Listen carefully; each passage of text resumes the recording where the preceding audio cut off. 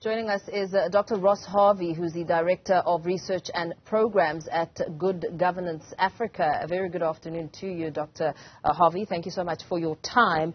When it comes to some of the discussions that are taking place at the Russia-Africa Summit, I mean, nuclear energy has been one that really comes to the forefront here. How pressured are African countries in taking up nuclear? Look, we are aware, of course, that there is a severe energy deficit across the continent. And, of course, without energy, one cannot develop.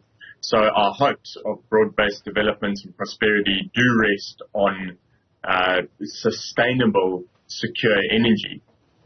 Unfortunately, the pressure that African countries come under is not only internal, in respect of having to build supply capacity that will address our deficits, but it also comes from external lobbying, not Russia only, but there are others. And of course, if we go back to 2013, you'll remember that there were a number of nuclear potential deals on the table, Westinghouse, Ariba, and Rosatom from Russia.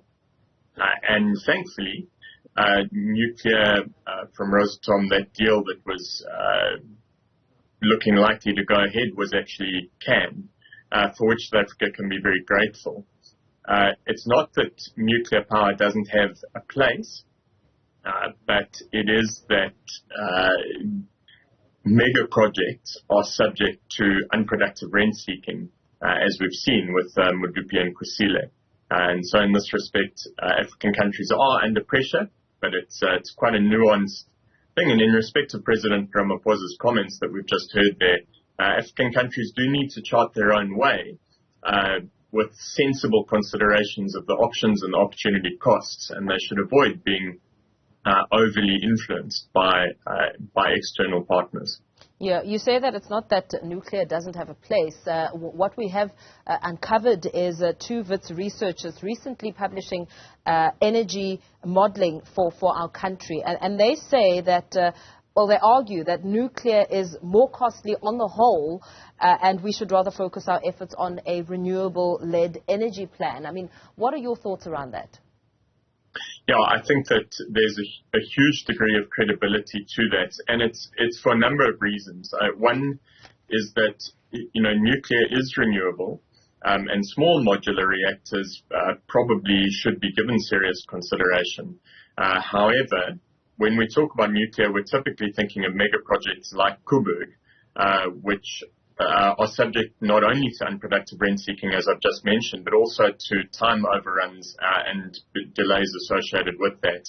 The major issue, actually, with nuclear is that it would take 10 to 15 years to build before anything comes on stream, and by then your financing costs are through the roof. The major benefit to renewables is that they can come on stream relatively quickly, and so when you're evaluating an energy mix, one must consider the opportunity cost of any given path.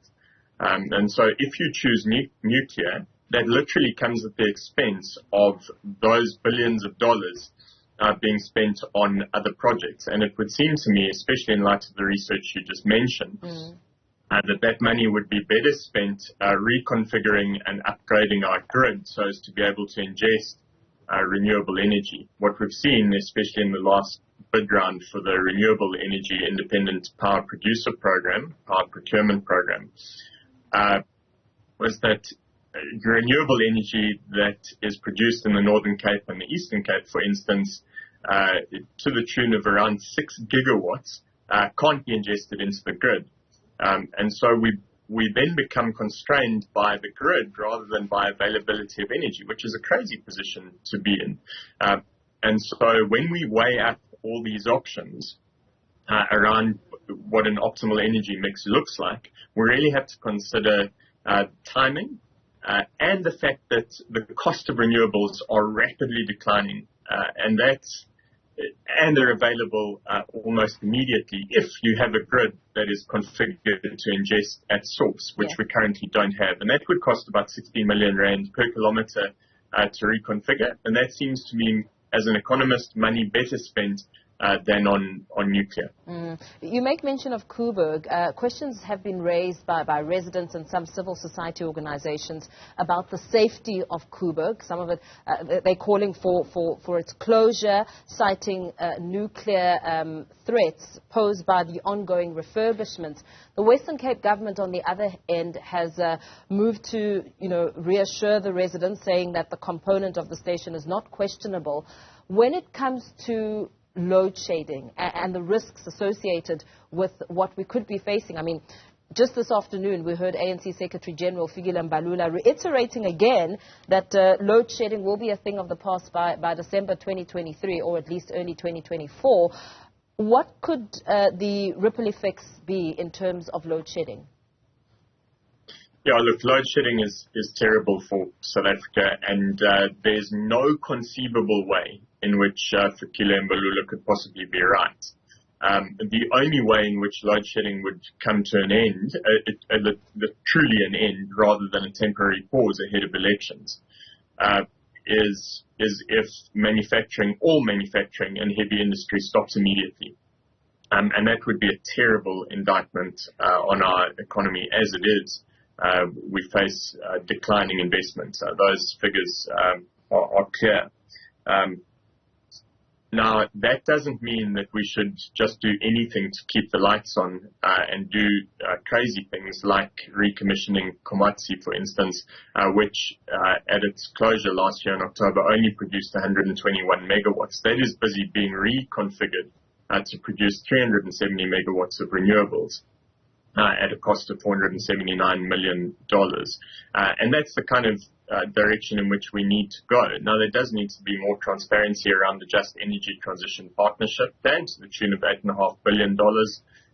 But it is clear when you look at the cost-benefit analyses that doing everything possible to ensure greater renewable uptake will serve us very well. The safety concerns around Coburg, I think, are seriously legitimate. The units did fail safety tests earlier this year, if I remember correctly.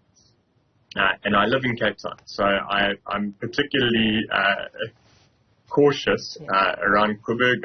I'm not convinced that Coburg should at all be extended.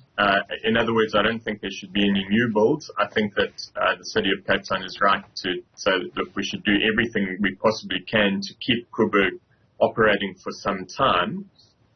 But what we must also understand in South Africa is that power stations are built with a view to being decommissioned at some stage, and we must plan properly for that decommissioning. You can't blame governance failures to plan on other factors and say that it's out of your control, etc. We knew what was coming. We built Medupi and Kusile too late, and they've cost us an enormous amount of money, and they're still not fully functional. Yeah.